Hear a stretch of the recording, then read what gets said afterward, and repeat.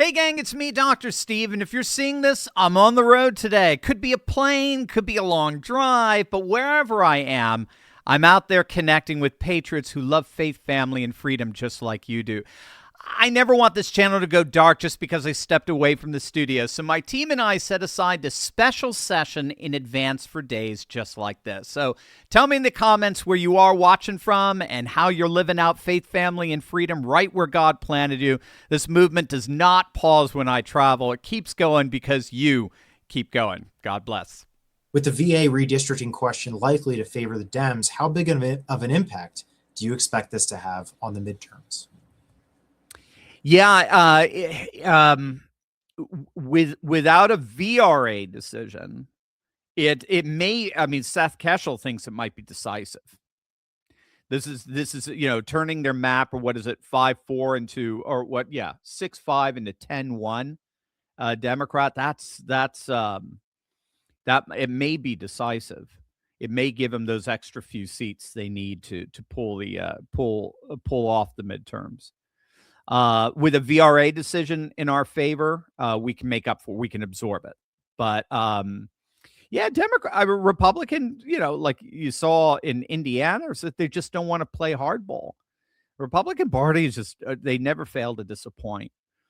So we'll see. Right now, I mean, things with Virginia are very good.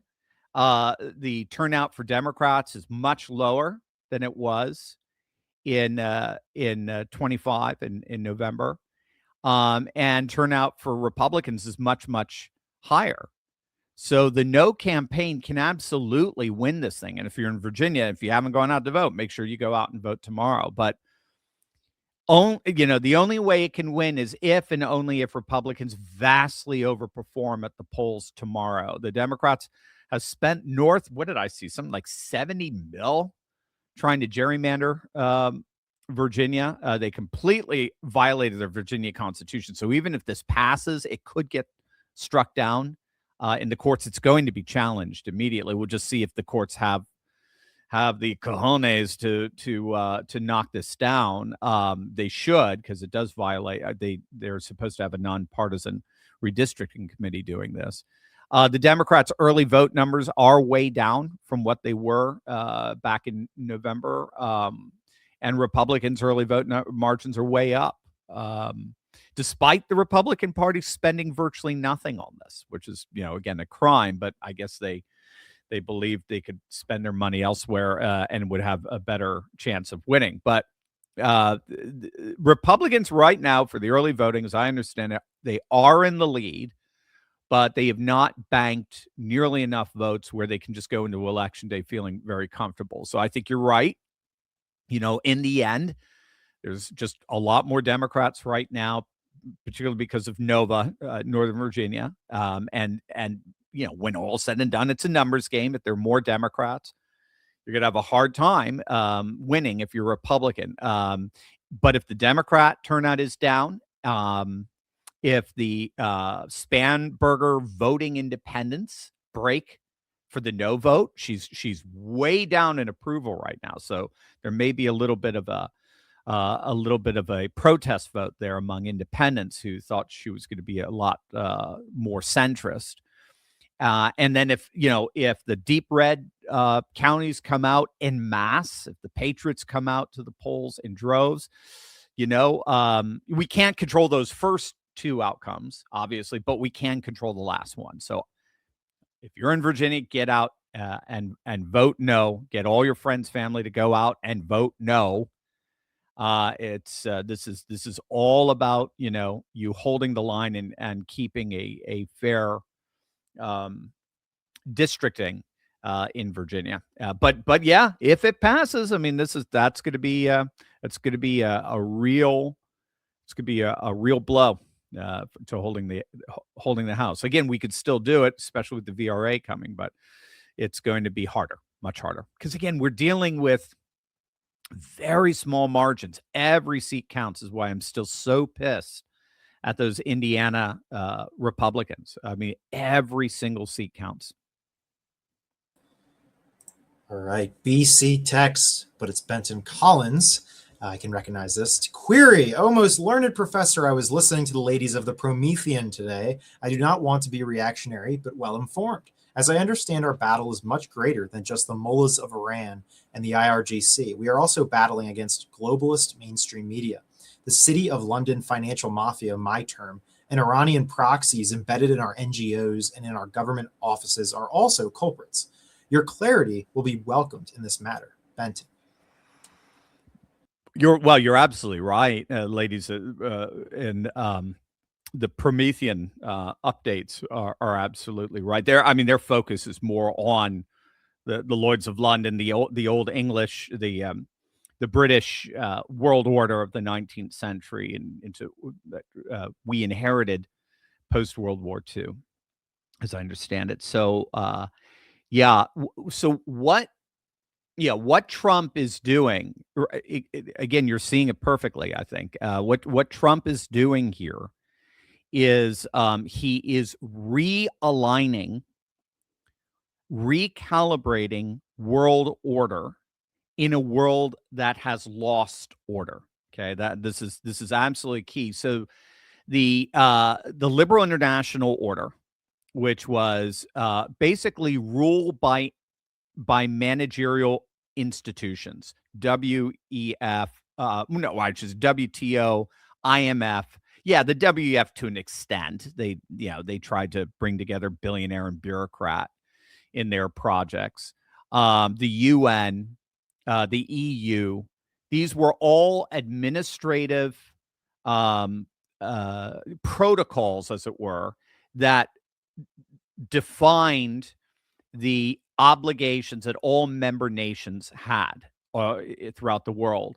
And they were rooted in Western liberal conceptions that government is there to secure the rights of individuals, and that custom, culture, tradition, nationalism, religion, and so forth are all impediments to individual sovereignty and autonomy. And these secular institutions, these government institutions, have been ordained, in effect, to secure that sovereignty. So, they're very much against borders. They both nationally as well as economically. They loved globalist economics, and they love wokeness and all of that sort of stuff. So that's the liberal international order. That's dead. That's gone. Scholars differ on when it officially died, but the WTO and the IMF, and what we've certainly after the invasion of Russia into Ukraine, we found that you can have the entire liberal international apparatus against you, and you can flourish. You can do just fine because they just decouple themselves from these Western institutions and align themselves with China and with India and with Iran. Iran was a very important part of that. Yeah, and then Russia was just so, they were so commodity heavy. They had so much food and fuel and grain, and that there were plenty of countries that wanted to trade with them and had no problem with that. So that world died, and now what replaces it? And this is where my work on the civcosm, civilizational cosmocracy, is coming in, where that's the new world order, for lack of a better term, and not the Orwellian sense, but it's a new world order. Actually, that's Aldous Huxley. It's a new world order that has yet to really fully shape itself, where rising civilizational states are governing their own hegemons, their own spheres, with a technology that enables that geopolitics to stretch out into astropolitics. So that's what Artemis 2 was such an important part of, or Elon owns basically 60% of the satellites that are in lower Earth orbit.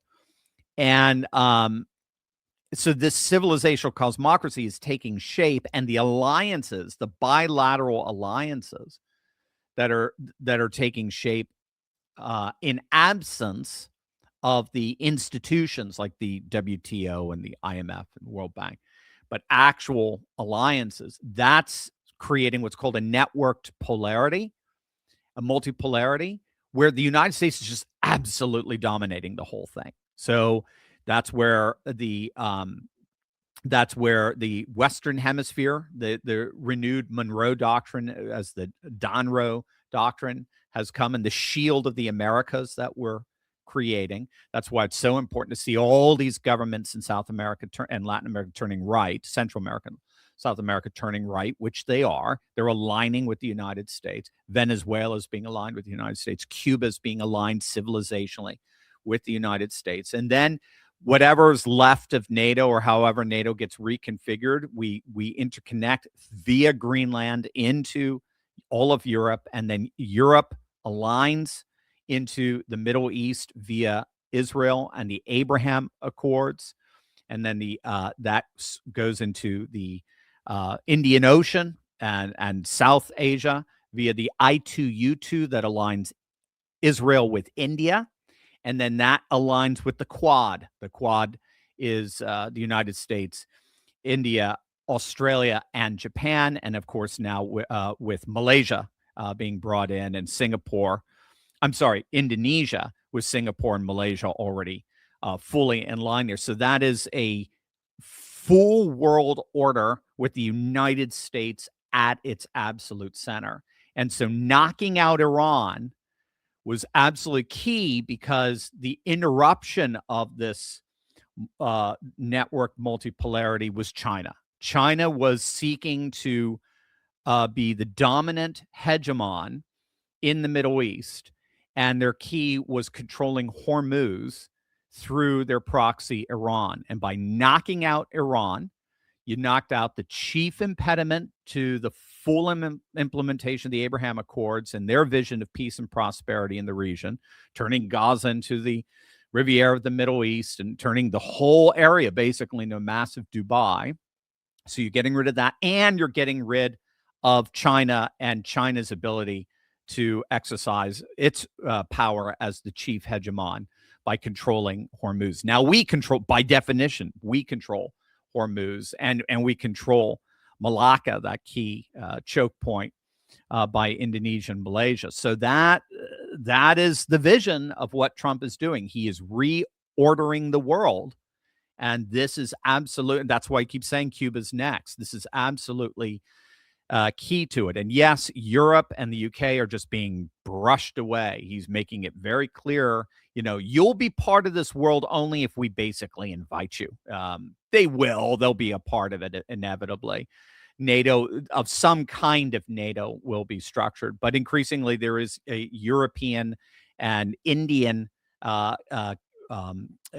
interalliance via Israel. And so the entire network multipolarity is a singular world order centered around the United States as truly the shining city on a hill, with a technological and astropolitical dominance the world has never even dreamed of seeing.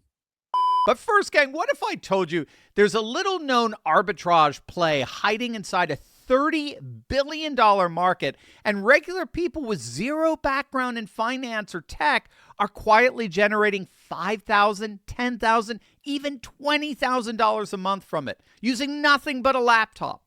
I know it sounds almost too good to be true, but here's what's actually going on.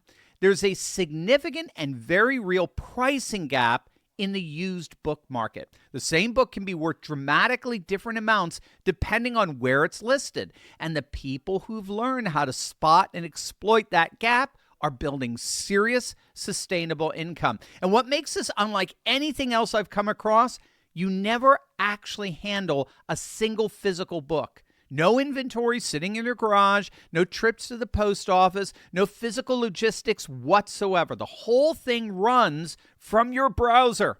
You identify the opportunity, you make a few clicks, and the fulfillment side is handled entirely by someone else. And I want to be clear, this isn't a side hustle that just pads your grocery budget. This is a real business model. People are running full-time right now, many of them having walked away from jobs they didn't love to do. That's why I'm personally hosting a free training where I'm going to walk you through exactly how this system works, start to finish. No filler, no theory, just the actual mechanics of how to find the opportunities and what to do with them. I've gone deep on this, gang, and I'm genuinely excited to show you what I found. Click the link below or type bkprofit.com/Turley in your browser or scan the QR code on your screen to reserve your free spot right now. You do not want to miss this one. Dr. Steve, can you tell us more about Artesh in Iran? Oh, so this is the conscripted military. So as I understand it, from just what I've read about the Artesh, they're not the elite guard. The IRGC, I was talking about this earlier today. The IRGC is basically your elite.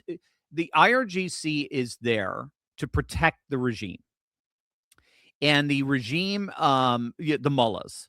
And so the IRGC is given lots of money. They're very well financed. Their generals could be billionaires, right? We saw Soleimani's, not his daughter. Was it his daughter? It may have been his daughter. So just some of Soleimani's family were here, and they were living like the Kardashians. They were living off of their billions that they funnel away from their economy into their own coffers. Whereas the Artesh are not like anything like that. They're the grunts, they're the foot soldiers. They're thrown in the front lines. They're the ones who are sacrificed. They're not the ones. They're not the Basij. The Basij are going to be more. They're going to be an extension of the IRGC. They're the ones who apparently were responsible for shooting the protesters, the tens of thousands of protesters. The Artesh are going to be much more. They'll be much more prone to go with the people, and they are the ones who are supposed to be defending the borders and so forth, from an Iraqi invasion, for example, in the 80s. And but they're the ones whose paychecks you can be sure haven't come in weeks or months. They're the ones who don't get a lot of funds. They've just been treated with a lot of disrespect over the years. And so the word on the street is Artesh is largely siding with the demonstrators right now. So Artesh is just the conscripted military. Anyone can join, whereas the Islamic Revolutionary Guard is the elite protectorate of the regime. It's proper. And so if there is a civil war breaking out, which does appear to be the case even within the regime, among the more moderate presidential side of things, then you could be sure there's probably going to be a civil war between the military wings from between the Artesh and the IRGC. Gang, quick update before I go. Registration is now open for my private Turley Talks After Hours meetup in Atlanta. It's happening during the ACCS Repairing the Ruins Conference, June 25th to 27th, and it's free for all registered conference attendees. Now, for those who want to make the experience even more special, you can upgrade to VIP, which includes a one-on-one photo, a signed book, and front row seating. And right now, the early bird VIP discount is available for a limited time. Spots are limited because we're keeping this gathering exclusive. So RSVP right now. I'd love to meet you in Atlanta, and I'll see you there.